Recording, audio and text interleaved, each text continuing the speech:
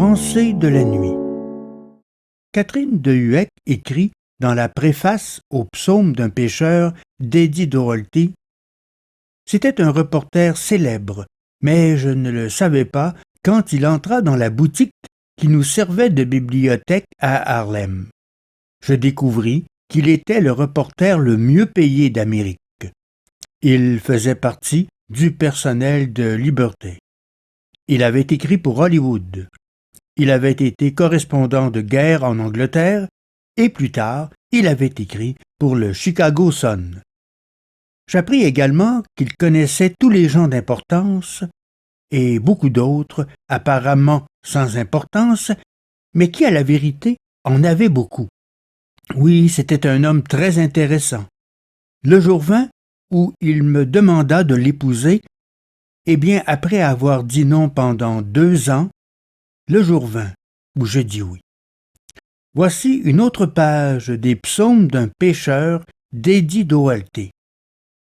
Mon Dieu, vous qui faites et donnez toutes choses, laissez-moi commencer cette nouvelle année, cette nouvelle décade, en vous louant et en vous remerciant.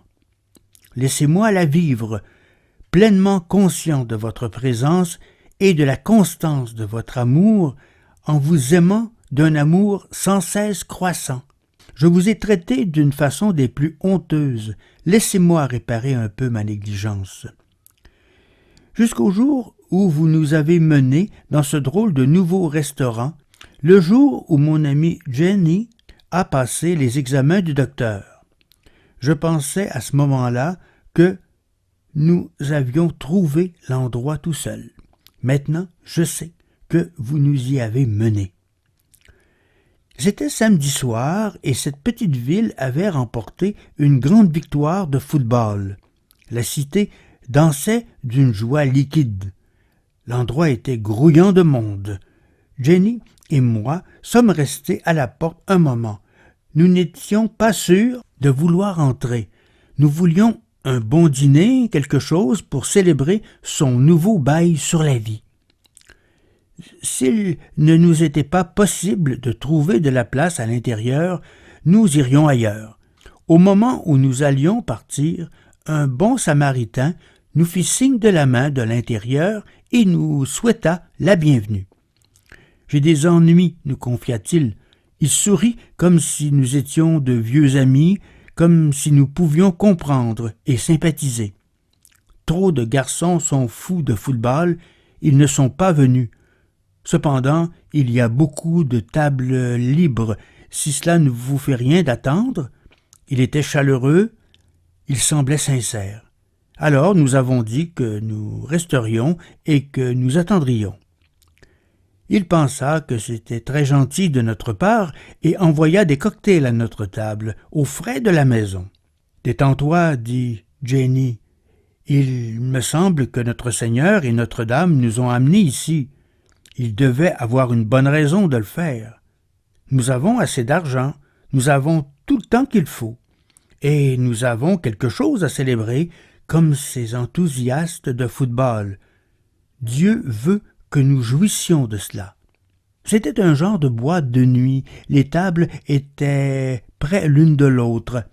Nous pouvions entendre tout ce qui se disait autour de nous. Ils étaient jeunes pour la plupart, ils avaient l'air prospères et heureux. Ils étaient bruyants et gais. Ils buvaient plus qu'ils ne mangeaient. Leurs boissons étaient de toutes les couleurs. Il y avait un orchestre de jazz et une chanteuse blonde à la voix agréable. L'atmosphère de l'établissement changea avec l'arrivée des hors-d'œuvre. C'était presque comme si nous étions dans une cathédrale. Je devins conscient de votre présence. Je pris conscience du fait que je vous aime et que vous m'avez toujours aimé. J'étais absorbé dans ma conversation avec vous, mon Dieu, et cependant conscient de tout ce qui se passait autour de moi. Je prenais conscience aussi que ce n'était pas le premier dîner extraordinaire que vous aviez partagé pour moi. Jour après jour, où que je sois et quoi que je fasse, vous m'aviez soigné, surveillé et aviez toujours pourvu à tous mes besoins. Sans se soucier de ce que j'étais, bon ou mauvais, vous m'aimiez. votre Fils nous a appris à prier, notre Père qui est aux cieux. Vous aviez été pour moi un père, et je vous avais accordé si peu d'attention. Et comme il est tragique que si peu de gens aient la moindre idée de votre amour.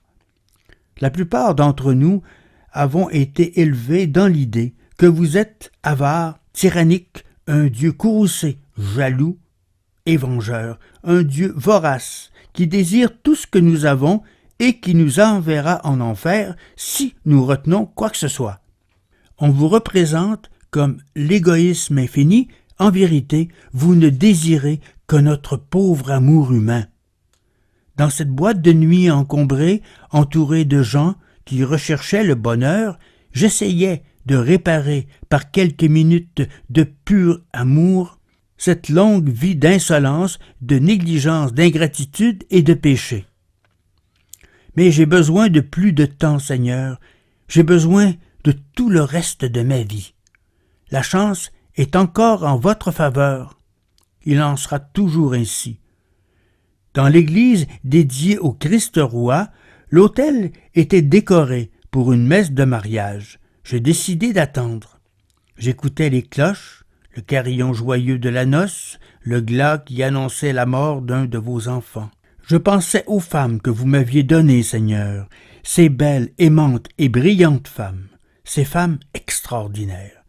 J'ai été béni, plus que tout autre homme que je connaisse, par l'amour et la dévotion des femmes que vous m'avez données.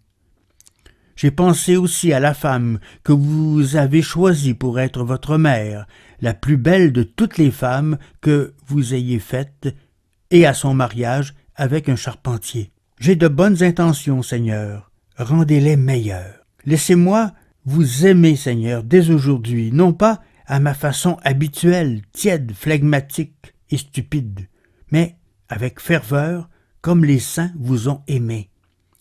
Vous m'avez tout donné.